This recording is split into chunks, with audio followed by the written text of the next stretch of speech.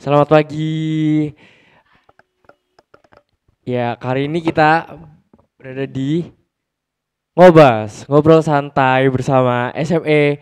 FEB Unisma. Gimana nih Dan? Oke, pagi ini teman-teman kita akan ada bintang tamu yang lebih spesial dari episode-episode sebelumnya nih Dan. Wah, apa nih kira-kira di episode kali ini? Oke, jadi nih teman-teman tema kita yaitu mengenai National University Pingtung Credit Transfer Student. Wah, menarik sekali nih. Kali ini kita bersama dengan mahasiswa yang ada kesempatan untuk kredit semester di National Pingtung University. Ya. Sebelum itu nih Dan, gimana kalau kita perkenalan terlebih dahulu ke teman-teman nih? Boleh banget nih. Oke, teman-teman sebelumnya nih perkenalkan nama aku Cecilia dan juga partner aku. Aku Dani. Di sini akan sebagai memandu acara di ngobrol santai. Oke, karena kita nih udah perkenalan dan di pagi ini di ngobas ini, gimana kalau kita memberikan kesempatan buat teman-teman pertukaran pelajaran ini untuk memperkenalkan dirinya masing-masing. Oke, silakan Kak. Oke, perkenalkan nama saya Arya Sena Rehan Wiratama. Saya dari Prodi Manajemen Fakultas Ekonomi dan Bisnis.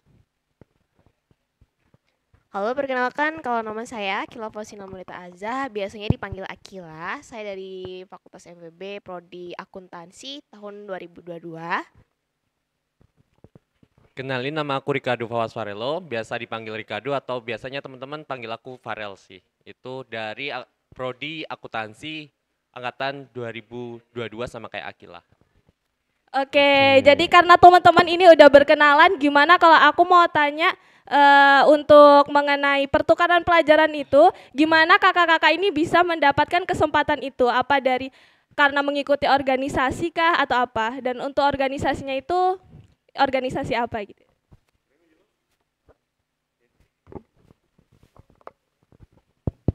Oke, jadi pertama kali kita dengar itu dari itu ya, kebanyakan itu kita taunya dari organisasi. Cuman ini nggak cuman dari organisasi doang kok.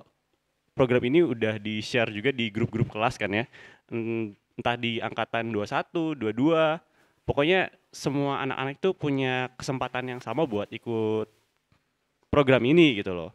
Cuman mungkin di IDD kita dapat support yang sedikit lebih ya, karena organisasi kita kan terfokus pada kegiatan-kegiatan internasional ya. Jadi pasti bakal digembleng buat ikut program-program seperti ini gitu loh. Berarti kakaknya ini ikut organisasi IDD ya? Iya, betul. Oke, buat teman-teman nih misalkan mau memiliki kesempatan lebih besar untuk mengikuti pertukaran belajar, bisa langsung aja ikut IDD. Betul banget. Nah, mungkin bisa dijelaskan secara singkat. IDD itu apa sih, Kak? Jadi IDD itu organisasi yang terfokus pada kegiatan-kegiatan internasional fakultas gitu loh. Kira-kira di IDD itu ngapain aja Kak? Entah kita mempelajari tentang bahasa Inggris atau lebih luas dari itu? Kita itu nggak sekedar belajar bahasa Inggris doang, kita juga misalnya ada yang ingin belajar bahasa asing yang lain itu juga boleh. Cuman kebanyakan program-program kita itu banyaknya kita sebagai itu banyak itu terfokus pada bahasa Inggris. Cuman ya kita nggak cuman ngurusin hal-hal tentang bahasa doang. Kita misalnya ada tamu dari luar, kita juga suka jadi pemandu, jadi LO, misalnya ada tamu-tamu seperti itu gitu sih Mbak. Berarti misalkan kita ikut IDD ini nggak cuma bisa mempelajari tentang bahasa Inggris, tapi lebih luas dari itu ya Kak ya? Betul, kita Dan, juga ya. bakal dapat banyak koneksi sama teman-teman dari luar gitu loh. Kalau misalnya ada tamu, kita kan dapat kenalan, jadi punya temen gitu sih Mbak. Oke, berarti pengalaman tentang itu lebih besar yang diberikan kesempatan dari IDD itu ya? Betul. Untuk ikut IDD ini harus punya skill di bahasa Inggris atau enggak sih, Kak? Kan kadang-kadang kita pingin ikut, tapi kayak karena skill bahasa Inggris kita kurang tuh kayak jadi maju mundur gitu loh, Kak. Apakah bisa kita misal ikut di sana dibelajarkan lebih jauh atau harus emang punya skill di bahasa Inggris?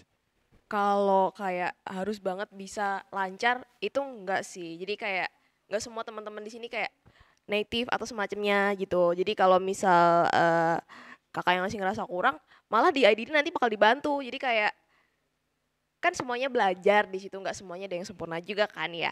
Jadi kalau di situ nanti kita bakal belajar, misal merasa masih kurang, terus nanti jadi kayak berkembangnya di situ gitu.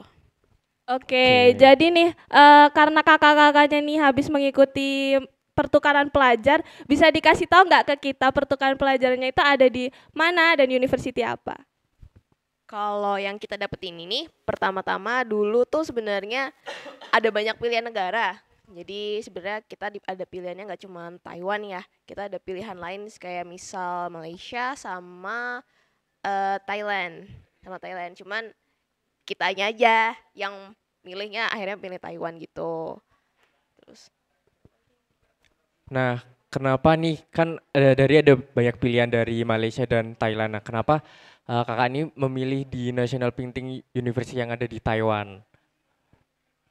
kalau dari aku pribadi lebih preferensi aja gitu sih, nggak ada alasan khusus sebenarnya. Jadi kayak sama cutting-cutting kita dulu itu juga ada yang di Pingtung. Jadi kayak ngerasanya kayak oh kayaknya nanti bakal lebih tahu banyak, apalagi kalau misal ada dulu cutting yang pernah belajar di sana juga gitu. Kalau dari aku gitu.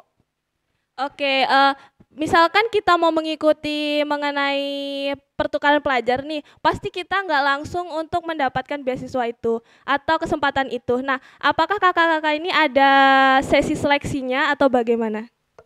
Ada. Bisa diceritain nggak untuk sesi seleksinya itu mengerjakan soal kah atau ada tes bagaimana gitu? Kalau dari seleksi yang kemarin kita ada tes tulis sama interview. Jadi tahap pertama itu kita nanti tes tulis kayak bikin esai gitu dalam bahasa Inggris.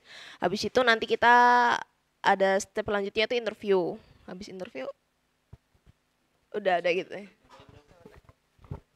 Izin nambahin aku ya Kak ya. Mungkin kalau kita kan ini skalanya internasional nih, yang beasiswanya internasional. Jadi waktu tahap seleksi pertama itu kita harus ada berkas-berkasnya dulu. Yang pastinya harus ada sertifikat mahir berbahasa Inggris kayak TOEFL itu. TOEFL-nya harus ada minimum rata-ratanya. Nah itu 500 ya kalau nggak salah. Kalau untuk TOEFL 500, untuk Duolingo 100 dan yang lain-lain gitu. Jadi yang pertama yang emang harus disiapkan kalau emang punya niatan untuk mengapply beasiswa yang tarafnya internasional, ya mau tidak mau harus punya skill di bahasa Inggrisnya itu gitu. Boleh. Sama ini, untuk dokumen-dokumennya itu kan biasanya kita harus nyiapin transkrip, terus surat-surat dan yang lainnya nih. Nah itu kita harus siap untuk nge-translate gitu loh. Soalnya kan kita buat di review sama pihak internasional gitu loh. Pasti mereka makanya berbahasa Inggris, gak mungkin bahasa Indonesia kan. Gitu sih. Kira-kira nih untuk seleksinya itu kan pasti ada banyak tahapannya nih. Untuk kakak-kakak ketika mempersiapkan berkas-berkas selain itu ada nggak seperti persiapan mental atau persiapan apa gitu untuk berada ke university yang akan Iya, karena kan kita harus beradaptasi di lingkungan yang kita nggak tahu dan juga itu jauh kan. Nah, itu kayak mungkin persiapan dari segi mental atau persiapan dari diri sendiri gitu Kak. Gimana? Oke, boleh aku jawab ya. Kalau ini mental kalau semisal kita udah di luar negerinya gitu. Iya. Oke. Kalau untuk itu pastinya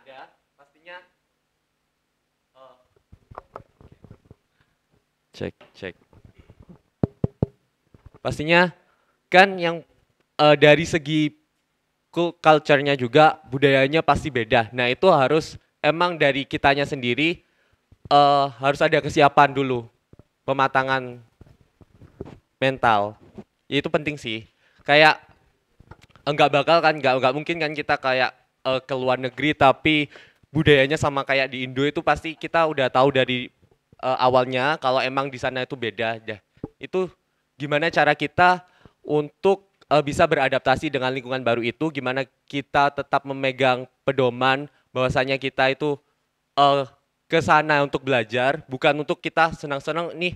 Semisal aku udah di sana, wah ternyata budaya di sana beda, cara mereka belajar beda, nggak kerasan gitu ya, nggak suka, nah aku mau pulang aja balik, nggak boleh gitu kan, kita harus memegang tujuan kita untuk belajar ke sana. Jadi itu sih resiko, bukan resiko sih, kayak tantangan tersendiri untuk belajar di luar dari zona nyaman kalau menurut aku kayak gitu. Oke, kan buat ikut transfer credits ini kan membutuhkan niat kan yang tinggi. Nah itu mungkin motivasi apa sih Kak bisa sehingga bisa kayak ikut ini dan lolos? Oke, izin jawab. Kalau dari motivasi sendiri, kalau dari aku emang sebelum waktu aku punya target gitu. Aku punya target kalau bahwasanya harus ada pencapaian di mana aku bisa ke luar negeri. Nah, itu menjadi salah satu motivasi terbesar.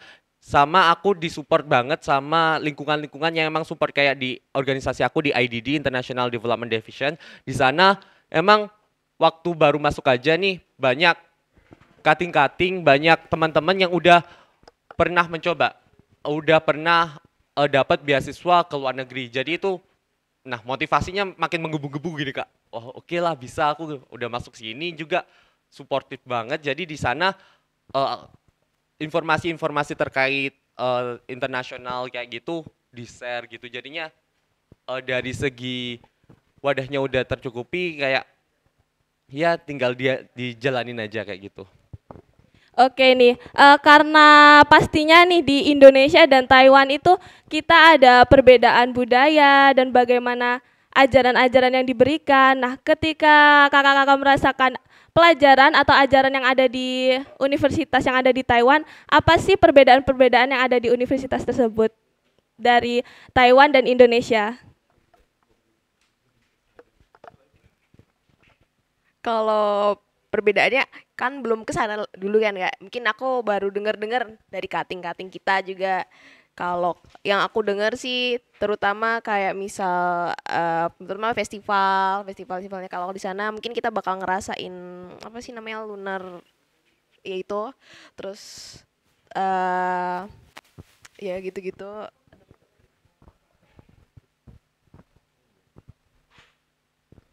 Apa ada nih misalkan dari kating-kating yang udah berangkat di sana itu membagikan pengalamannya kepada kakak-kakak mengenai pembelajaran yang ada di Taiwan itu? Apa ada? Mungkin kalau dari belajar kita pelajarannya sih mungkin gak jauh beda ya, mungkin setahu saya. Cuman mungkin lingkungan kampusnya yang berbeda. Kayak kita kan berinteraksi sama orang-orang asing gitu ya. Kita juga pasti di tempatnya di kelas internasional kan. Ya di sana. Pasti nanti di sana setahu saya itu ada beberapa dari negara-negara lain juga yang bakal join sama kita gitu. Itu sih ya. Dari yang saya lihat dari update mereka tahun lalu ya. Seperti itu. Oke, selanjutnya mungkin ini kakak kan dari IDD semuanya kan, dan lanjut ikut kredit transfer student. Nah mungkin buat teman-teman Fakultas FEB Unisma yang tidak ikut IDD nih, punya kesempatan yang sama nggak sih buat ikut kredit transfer student ini? Punya banget dong, punya. Oke. Kayak tahun lalu aja kan ada yang dari luar IDD namanya, kayaknya cutting kalian deh. Oh ya Kak Kak Denny Denny, ya, iya. betul ya. Itu dia kan bukan dari IDD kan, cuman buktinya dia juga bisa kan ikut kredit transfer ke Malaysia gitu. Jadi semua mahasiswa FEB itu punya kesempatan yang sama gitu. Bahkan semua mahasiswa Unisma itu punya kesempatan yang sama gitu sih. Nggak harus dari IDD gitu. Oke, untuk kita supaya tahu mahasiswa-mahasiswa Unisma Fakultas Ekonomi ini bisa tahu tentang informasi-informasi pertukaran pelajar itu, dari mana sih kita bisa tahu? Entah dari Instagram FEB atau informasi dari dosen-dosen yang ada di sini gitu. Kalau dari aku sih mungkin kita bisa lebih aware lagi di media sosialnya, karena gimana pun kalau untuk penyebaran informasi sekarang itu lewat media sosial, bisa lewat grup WhatsApp atau emang dari media sosialnya Instagram kayak Instagram gitu. Nah, kalau dari ICT ini emang udah banyak gitu kan yang dari Unisma itu membuka pendaftaran. Nah, itu udah di-share, kalau setahu aku udah di-share lewat grup-grup WhatsApp gitu, grup-grup WhatsApp. Jadi taunya dari sana sama dari Instagram kalau nggak salah pernah di-upload. Itu sih. Berarti teman-teman FEB Unisma ini juga walaupun tidak mengikuti IDB pastinya juga memiliki kesempatan untuk mengikuti pertukaran pelajar juga nih. Betul banget, Cecil. Selanjutnya mungkin karena emang sebenarnya jaringannya udah disebar kan, udah semua orang bisa akses itu maupun mahasiswa Unisma juga. Nah, mungkin tips and trick nih biar bisa lolos ke credit transfer ini kayak gimana sih Kak? Apa yang harus kita siapin gitu? Mungkin dari segi kayak TOEFL tadi, kemudian juga isainya itu kayak gimana? Mungkin bisa dijelaskan gimana yang harus dipersiapkan buat untuk lanjut ke kredit transfer itu. Oke, mungkin kalau dari aku ya, persiapanku itu banyak-banyak research entah beasiswa, entah tips and triknya juga di sana kan. Soalnya kan kita udah banyak tuh media-media sosial yang ngebahas tentang beasiswa sama tips and trick buat keluar gitu loh. Terus yang kedua, dedikasi, jangan menyerah gitu loh. Misalnya satu nggak keterima, coba lagi yang lain. Siapa tahu di tempat yang lain ini keterima gitu loh. Kayak misalnya Akil waktu itu Ya nyoba. dulu pernah nyoba ISMA juga gitu. Terus emang kalau dari aku persiapannya udah dari agak lama. Kalau Kak Sena sama Farel kan pakainya TOEFL ya. Kalau aku tuh ada pakainya Duolingo namanya. Jadi kalau misal persiapan pakai Duolingo itu sama-sama tes bahasa Inggris juga. Tapi kayak lebih diakui lebih banyak beasiswa gitu loh. Jadi kalau misal teman-teman itu pingin banget kayak ikut scholarship kayak gini, itu mungkin bisa coba Duolingo juga. Pokoknya coba aja, nggak apa persiapan aja gitu. Jadi kayak sekali ikut semua tes bahasa Inggris, nanti dicoba aja semuanya. Aku juga kemarin ISMA sempat mendaftar juga sebelum ini. Oke nih, buat kakak-kakaknya nih waktu mendaftarkan mengenai pertukaran pelajar, pasti kan ada tujuan nih yang ingin dicapai dari mengikuti pertukaran pelajar tersebut. Nah, tujuan-tujuan dari kakak ini untuk mengikuti pertukaran pelajar itu apa sih? Bisa diberitahu nggak? Oke, boleh. Kalau dari pribadi saya ya, saya pengen memperbanyak koneksi sih. Mau cari temen dari luar negeri, teman asing, pokoknya ya kalau kita makin banyak koneksi, insya Allah kedepannya rezeki makin banyak ya. Aku sih pengen gitu. Itu sih. Kalau dari aku sendiri sebenarnya nggak jauh-jauh dari Kak Sena juga. Aku tuh pengen berinteraksi secara langsung sama kayak orang yang di luar negeri, sama yang terutama berbeda banget bahasanya sama culture-nya sama kita. Terus juga nggak jauh-jauh juga sih, koneksi juga gitu sebenarnya sama culture-nya gitu. Aku suka banget soalnya. Kalau dari segi tujuan lebihnya ke gimana kalau dari aku sendiri nih, aku mau menantang diri aku nih, menantang kalau yang biasanya di Indonesia udah, kalau untuk pertukaran aku prefernya ke luar negeri. Kenapa? Karena kalau ke luar negeri itu tantangannya lebih kayak kompleks gitu, dari segi budaya, dari segi apanya emang bener-bener aku nggak tahu. Nah itu kalau tujuan aku ya aku mengukur seberapa sih apa bisanya aku kalau emang ditaruh suruh belajar ke sana, sama untuk mungkin mencari ilmu-ilmu yang bisa ditransfer lagi ke teman-teman, menjadi motivasi. Itu sih, karena aku juga dapat motivasinya ini dari kating-kating yang udah mencoba ke luar negeri, jadinya aku pengen nih, nah nanti sekiranya aku udah balik ke sini, apa bisa aku memotivasi teman-teman dan lebih membangun bibit-bibit yang akhirnya banyak yang apply ke luar negeri gitu. Seru sih itu. Oke, sangat tujuannya beragam ya untuk pergi ke sana. Selanjutnya mungkin kan pasti banyak ilmu yang didapat waktu di luar negeri nih. Nah, mungkin goals dari ilmu tersebut yang dibawa ke sini itu apa sih Kak? Yang ingin disampaikan buat ke teman-teman di sini kalau misal kuliah di luar negeri itu seperti apa dan juga bagaimana kita eh, bisa menghadapi kuliah di luar negeri kayak gitu. Oke. Kalau dari aku, yang pertama nih, kan juga belum tahu juga nih kayak gimana di luar negerinya, apa emang sama atau enggak. Yang lebih terpikirkan tuh gimana cara belajarnya aja. Kayak aku ngerasa kalau di Indonesia untuk cara belajarnya kayak membaca itu masih kurang, masih banyak yang perlu dari aku juga sendiri. Aku ngerasa, oh ini ternyata belajar gini kurang efektif. Nah itu mungkin di waktu insya Allah kalau udah di luar negeri, kalau udah di kampus sana, gimana caranya sharing-sharing ke teman nih, gimana cara pembelajarannya lebih efektif, gimana cara mereka efektif, karena mayoritas di sana itu kan Chinese ya, mayoritasnya emang dari kulturnya mereka bener-bener kalau dari segi cara belajar itu yang empus banget kayak gitu. Kalau dari aku gitu sih. Ya mungkin saya juga nggak beda jauh ya. Saya pengen pengen membawa working culture mereka itu seperti apa. Bener, orang Chinese itu setahu saya mereka dedikasi keras, pekerja keras gitu loh. Terus juga mungkin penyakit di sini itu ya punctuality, kayak ketepatan waktu. Saya juga pengen tahu di sana apakah sama atau tidak ya. Dan mungkin Kayaknya kalau aku perlu belajar juga. kita semua perlu belajar berarti. Oke. Mungkin itu sih dari saya. Kalau dari aku, mohon maaf pertanyaan apa tadi?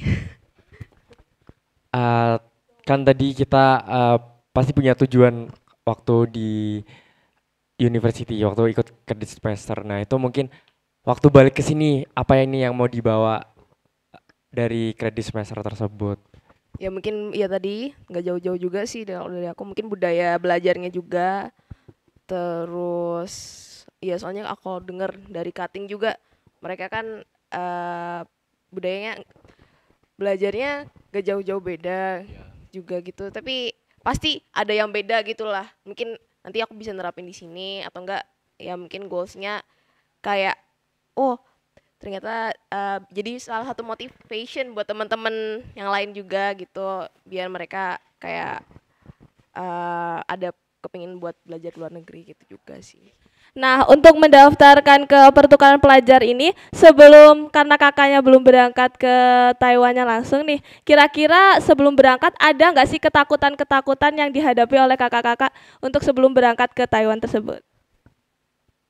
Kalau dari aku ada, terutama masalah bahasa Chinese-nya gitu. Soalnya kalau yang aku dengar mereka kan kalau kita kan nanti di sananya pasti pakai bahasa Inggris ya, karena kita sendiri belum ada belajar pakai bahasa Chinese-nya atau Mandarinnya itu ya. Mungkin dari segi itu kalau dari aku, kalau ketakutannya sama mungkin mungkin culture shock-nya gitu. Aku kan belum kesananya jadi aku mungkin rada-rada takut ini nanti kalau misal beda banget di bagian sini tidak sesuai ekspektasi gimana gitu. Kalau dari aku nggak jauh beda sih, mungkin culture-nya itu yang pasti awal-awal pasti kaget semua pastinya. Ya mungkin gimana caranya adaptasi aja kayak gitu. Kalau dari aku ya, pas di kampusnya tuh sebenarnya aku nggak terlalu takut ya. Cuman aku takutnya pas mulai kita berinteraksi sama orang lokal.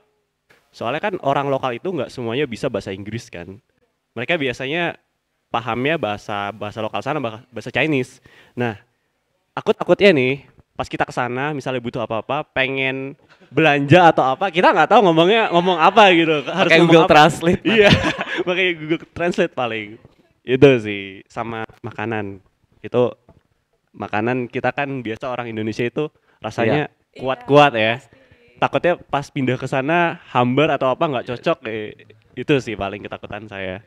Nah, karena kakaknya ini mendaftarkan di Taiwan, apakah kita ini harus bisa bahasa Taiwan atau yang diharuskan itu bisa bahasa Inggris aja? Kalau emang tujuannya belajar ke luar negeri, yang pasti require-nya, persyaratannya itu harus mumpuni dari segi bahasa Inggrisnya. Kecakapan berbahasa Inggris itu penting nomor satu. Kalau emang teman-teman persiapan, mulai dari mana takut bingung nih, persiapan dari mana, ya mulai aja dari pengembangan bahasa Inggrisnya itu. Kalau emang nanti udah ada kesempatan-kesempatan tuh pede aja nyoba gitu.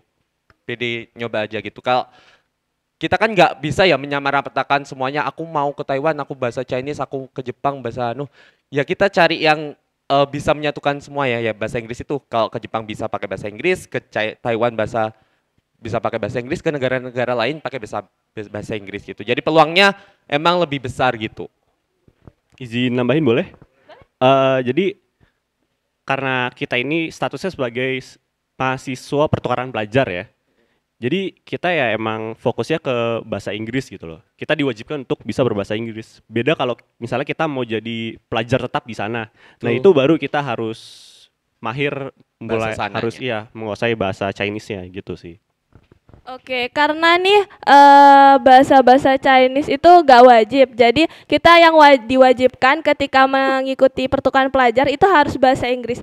Ada nggak sih Kak tips-tips supaya kita itu bisa mempelajari bahasa Inggris dan lebih mempraktekannya? Apalagi nih kalau misalkan kita ada di daerah Malang atau sekitar Indonesia, kita kan nggak punya nih partner untuk berbicara bahasa Inggris dan itu pastinya lebih sulit kita untuk mempelajari bahasa Inggris itu sendiri. Ada nggak cara-caranya? Kalau dari aku, kalau belajar bahasa Inggris pasti nggak semuanya langsung bisa kan ya, pastinya. Jadi kalau dari pengalaman aku sendiri, aku tuh belajar bahasa Inggris itu mulainya dari digabung sama hal-hal yang aku suka. Kayak misal, aku kan suka baca buku atau kayak komik atau film. Ya, jadi kita nggak boleh stuck di satu tempat kayak semuanya harus pakai bahasa Indonesia. Atau misal nonton film bahasa Inggris, subtitlenya bahasa Indonesia. Terutama kayak gitu. Kalau misal dari aku dulu, untuk melatih kayak listeningku sama vocabulary, aku tuh kalau nonton film, itu nggak pernah pakai subtitlenya bahasa Indonesia. Jadi subtitlenya pakai bahasa Inggris. Jadi kalau misal ada orang ngomong apa, terus nanti kayak ini apa ya artinya, aku bisa langsung searching gitu. Jadi kayak sekalian ngelakuin apa yang kita suka sambil belajar. Jadi tuh gak kayak kayak belajar formal gitu kan pasti bosen ya. Jadi didampingi gitulah sama apa yang kita suka. Sama kalau misal soal praktis, kalau aku sendiri itu gak malu aja sih. Kita harus pede. Kita gak boleh kayak ya aku takut nanti kalau misal ngomong gini nanti kedengaran aneh. Nggak usah dipikirin gitu. Jadi mungkin pertama cari temen yang sama-sama kayak sejalan sama kita, nggak boleh takut, pede. Jadi bisa berlatih sama-sama. Tapi kalau misal ada yang kayak mungkin nggak punya temen buat hal yang kayak gitu, mungkin kalau dari aku pribadi mungkin bisa cari temen kayak luar negeri atau apa gitu. Sekarang kan banyak ya kayak tempat-tempat online buat atau aplikasi online buat ngobrol sama orang luar negeri, itu bisa banget kalau dari aku tuh. Oke, aku izin nambahin ya. Kalau dari menurut aku nih yang relate aja di kehidupan sekarang nih, banyak kan teman-teman udah aware ke media sosial, aware ke teknologi. Nah, itu bisa dimanfaatkan. Jadi nggak ada permasalahan di situ bahwasanya kayak masalah teman-teman, aduh aku nggak ada teman buat bicara nih, aduh aku nggak ada support buat bisa bahasa Inggris, jadinya stuck nggak belajar bahasa Inggris, kan nggak gitu. Kan kalau kita nih banyak AI yang emang bisa mencoba membantu kita untuk belajar bahasa Inggris. Kalau dari mau partner speaking ada tuh AI-nya biar partner speaking. Misal teman-teman emang nggak punya relasi, nggak ada malu untuk bicara sama orang gitu, ada AI-nya gitu. Kalau emang dari start dari awal kita di era sekarang nih banyak aplikasi yang mendukung kayak misalnya Duolingo. Nah, di Duolingo itu belajar dari nol, dari nggak tahu kosakata sama sekali itu bisa. Sama yang tadi aku setuju banget sama Akila, kalau kita emang punya hobi di situ, kita punya keseriusan, yang penting keseriusan sih, kayak nonton film pakai bahasa Inggris atau baca buku bahasa Inggris nanti ditranslate atau gimana. Yang penting yang pertama itu keseriusan teman-teman, dan selanjutnya gimana teman-teman tetap mempertahankan cara belajarnya. Tetap kalau dari anunya apa? Konstan gitu. Jadi nggak putus di sini seminggu ngepush, habis itu putus sebulan nggak belajar lagi, nggak gitu. Jadi gimana caranya tetap konsisten itu. Konsistensi itu penting dalam mempelajari suatu bahasa. Aku izin nambahin ya. Ya aku setuju banget sama Akila juga ya. Pernyataannya yang kita ini kita bisa belajar kalau kita suka gitu loh. Aku aja sendiri pribadi baru mulai bisa bahasa Inggris tuh sekitaran SMP SMA lah. Itu aku mulai awalnya tuh senang nonton MotoGP sama F1. Itu kan live streamingnya bahasa Inggris. Jadi nggak mungkin aku ada subtitle lah gitu kan. Ya otomatis aku ya tiba-tiba belajar aja ngikut sendiri, tiba-tiba bisa bahasa Inggris sendiri gitu loh. Terus sama Ricardo juga bener katanya kita harus manfaatin sosial media juga kan sekarang. Karena nggak ada alasan lah buat nggak ada temen ngobrol bahasa Inggris itu. Soalnya kan ya misalnya ada kamu di fandom, kok fandom ya? Ya nggak apa-apa lah ya. Misalnya kita ada di fandom suatu, misalnya ada yang wibu, ada yang suka anime, ada yang suka K-pop, sokap aja ada orang luar komenin atau apa ya, asik aja langsung di reach aja.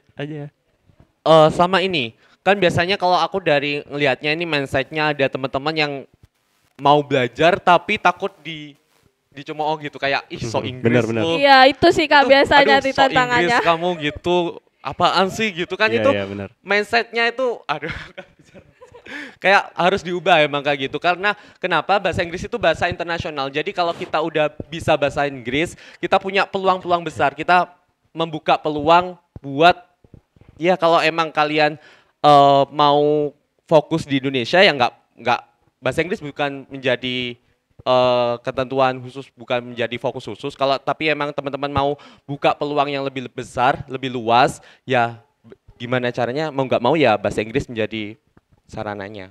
Bener. Bener Kak, jadi biasanya nih kalau misalkan kita mau ngobrol bahasa Inggris lah, ada ditambahin bahasa Inggris sedikit, pasti ada aja nih teman-teman yang misalkan nggak terima lah atau katanya kayak so Inggris atau apa gitu. Biasanya kan malah gitu ya. dijatuhin gitu ya. Ngiri itu ngiri. Kebanyakan- Kalau dari aku sih bodoh amat gitu aja Oke. sih guys. Oke, intinya dari belajar bahasa Inggris ini sebenarnya ada kemauan dan konsistensi Ya, karena pokoknya kemauan sih Dan. iya, karena kan udah tahu kan sekarang banyak media untuk belajar seperti yang disebutkan Kak Farel tadi, ada Duolingo, ada AI juga membantu dan media sosial juga bisa membantu. Nah, itu menjadi bukan alasan buat kita nggak mau belajar bahasa Inggris, tapi emang kemauan dari diri sendiri itu sendiri. Jadi memanfaatkan platform-platform yang ada seperti Duolingo atau apapun itu untuk mempelajari bahasa Inggris itu pastinya seefektif itu Dan untuk mempelajari bahasa Inggris itu. Bener banget. Oke, kan kakak-kakak ini udah keterima kan di kredit semester di National Alhamdulillah. Pingtung University. Nah, sekarang berarti apa nih yang dipersiapkan untuk menuju National Pingtung University itu? Kalau untuk saat ini yang dipersiapkan mungkin berkas-berkasnya dulu. Yang kita persiapkan kayak visa gitu ya. Yes, visa ini masih dalam progres menyiapkan visanya itu. Sama itu aja sih. Mungkin di sana nanti kalau untuk masalah Chinese, bahasa Chinese kita ada kelas khusus di sana yang memang dari pemula gitu. Jadi mungkin dari sekarang kita belajar sedikit-sedikit buat Chinese-nya gitu.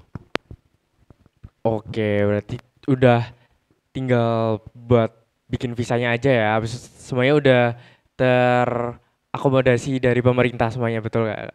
Oke, kakak-kakak, untuk teman-teman nih yang pengen mengikuti di pertukaran pelajar itu, ada nggak sih motivasi dan kesan yang bisa disampaikan ke teman-teman nih biar semangat buat ikut pertukaran pelajar itu? Iya. Oke, dari aku dulu. Teman-teman, kalau emang dari kemauan itu penting. Jadi bangun aja dari dulu kecil-kecilan aja. Punya mimpi gitu. Yang penting itu. Gak apa-apa angan-angan aku nanti bisa kuliah di sini, aku nanti kuliah di sini gimana ya di sini. Dari itu aja nanti lama-kelamaan kalau emang diseriusin nanti ada. Nah kalau emang udah serius ada kesempatan-kesempatan nih coba aja, nggak usah minder dulu, nggak usah yang rasanya, aduh aku kayaknya nggak bakal keterima deh, aku nggak bakal keterima ini terlalu berat saingannya kayak gini, nggak usah. Jadi kita masuk aja kayak aku gini, cuma aduh daftar aja deh, daftar gitu dan alhamdulillahnya keterima. Tapi waktu daftar ya diseriusin, gimana nggak daftar tiba-tiba hilang gitu, nggak mempersiapkan apa-apa, nggak gitu juga ya. Yang penting ada kesempatan, daftar, PD, udah. Kalau dari saya ya, pokoknya sih jangan menyerah gitu ya. Soalnya kan kesempatan itu gak cuma satu. Pas misalnya kamu daftar ini tapi nggak keterima, coba aja lagi yang lain. Misalnya kalau yang kita taunya kan ISMA ya. Padahal buat kesempatan keluar negeri itu nggak cuma dari ISMA aja, ada banyak gitu loh. Kalau misalnya satu nggak keterima, coba aja yang lain. Misalnya nggak keterima, coba lagi. Pokoknya mas, jangan pantang menyerah gitu loh. Itu sih menurut saya. Ya kalau dari aku nggak jauh-jauh juga, pantang menyerah sama nanti kayak di sana kita lihat terbuka gitu loh sama informasi. Jadi kayak nggak bergantung sama beberapa tempat aja kitanya yang harus kayak mencari informasi, sama yang itu kitanya ya temen juga, terus cari support system juga, jadi kayak biar kitanya semakin termotivasi gitu ya, sama ya gitu, nggak takut buat mencoba, punya mimpi kan nggak masalah, nggak ada kurangnya gitu kan. Kalau misal nyoba juga paling cuma gagal doang, kayak kita nggak bakal kayak dapat kerugian yang lain kan, jadi kayak ya udah coba lagi aja. Kalau misal gagal ya udah nanti coba lagi yang di sini, kita selagi kita masih muda kan ya, kita habisin aja stok kegagalan kita. Betul. Betul banget.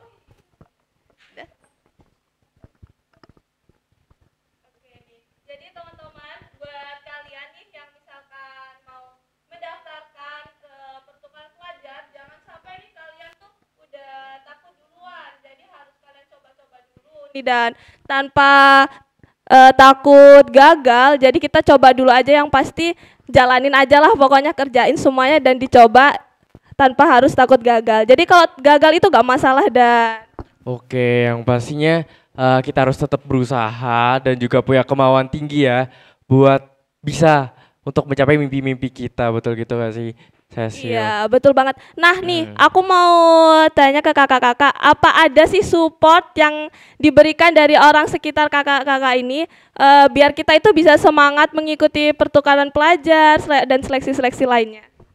Banyak banget ya, mulai dari Sir Ervan, terus sama cutting-cutting yang lain, dosen-dosen yang lain. Terus kita nih istilahnya dikasih teaser lah ya. Di sana itu nanti pasti bakal kayak gimana dari cutting-cutting yang udah dari sana gitu ya. Gitu sih. Kalau untuk supportnya banyak banget, apalagi di FEB ini. Kalau di FEB ini aku ngerasa kalau urusan yang berbau-bau internasional tuh disupport banget, disupport dari Bu Dekan tuh support banget, sama wakil-wakil dekan, bapak-bapak wakil dekan tuh disupport banget untuk kita teman-teman yang emang mau gitu. Jadi ya itu supportnya pasti banyak. Emang terkenal sih, FEB ini terkenal karena kita dengar curhatan-curhatan dari mahasiswa lain yang itu ya waktu itu. Katanya kalau kita mah udah aman gitu loh, udah misalnya nggak keterima, nggak dapet beasiswanya udah aman, pasti disupport sama FEB gitu loh. Yang lainnya masih rada-rada bimbang ya kan, bener. Ya, jadi FEB ini benar-benar nge-support ya teman-teman yang punya keahlian di bidang apa, pasti akan diarahkan oleh FEB itu sendiri nih, Dan.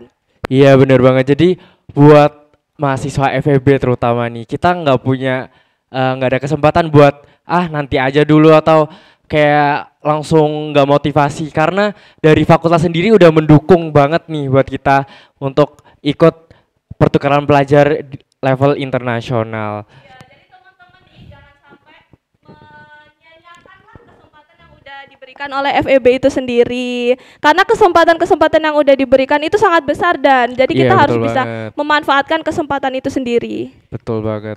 Oke, buat teman-teman terutama di Fakultas Ekonomi Bisnis ini, kita punya kesempatan lebih nih dari segi punya organisasi di bidang internasional, juga disupport oleh dosen-dosen, bahkan dekan juga mensupport kita untuk kita lanjut ke level internasional. Jadi Iya, betul-betul. kita harus tetap konsisten ya, konsisten dalam mengejar impian kita terutama di bidang internasional ini. Oke, jadi nih karena tadi kakak yang ada di sini nih udah memberikan informasi kepada kita siapa aja nih yang udah nge-support mereka. Ada nggak sih kira-kira kalimat atau ucapan terima kasih atau apapun itu yang akan disampaikan buat yang sudah nge-support?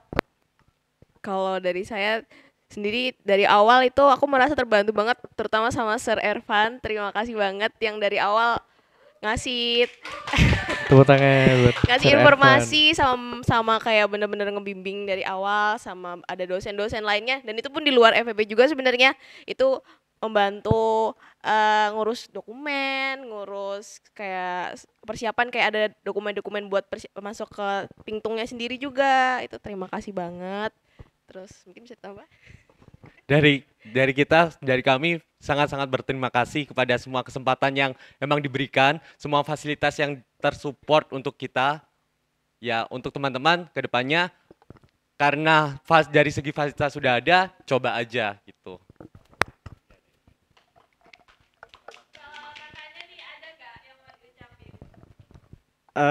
Saya ingin berterima kasih banyak ya kepada Sir Ervan yang sudah membimbing saya dari awalnya, dari yang sebelum-sebelumnya yang sudah gagal-gagal ya, nyoba ini itu sampai akhirnya keterima di sini. Dan juga saya ingin berterima kasih sama dosen-dosen dan staf yang ada di pusat kantor internasional ya, yang sudah membantu kita untuk mengurus berkas-berkas dan pendaftaran ke Pingtung University ini. Karena nih dan waktu kita udah habis nih untuk Betul sesi banget, Cecil.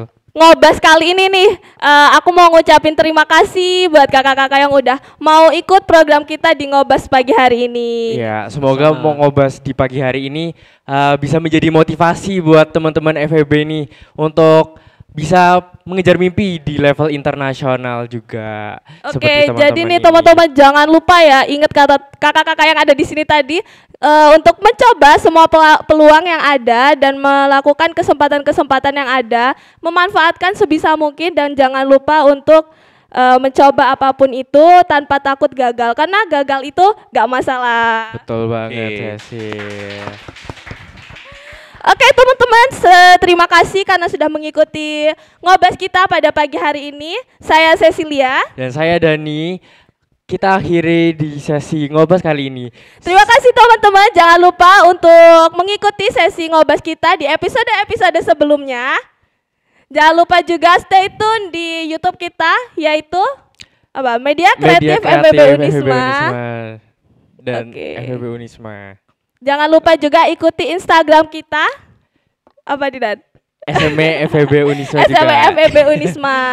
Kakak-kakaknya nih karena dari IDD bisa nggak dikasih tahu ke teman-teman Promosi nih? boleh, Siapa tahu silakan. di Instagram Oke, IDD oke. ini ada informasi lebih banyak Nah, tentang betul IDD. banget. Boleh di follow ya, IG sama TikToknya itu IDD FEB Unisma. Itu banyak banget informasi-informasi di situ. Oke, terima kasih teman-teman karena udah mengikuti ngobas kita pada pagi hari ini. Saya pamit undur diri. Wassalamualaikum Assalamualaikum warahmatullahi warahmatullahi wabarakatuh. wabarakatuh.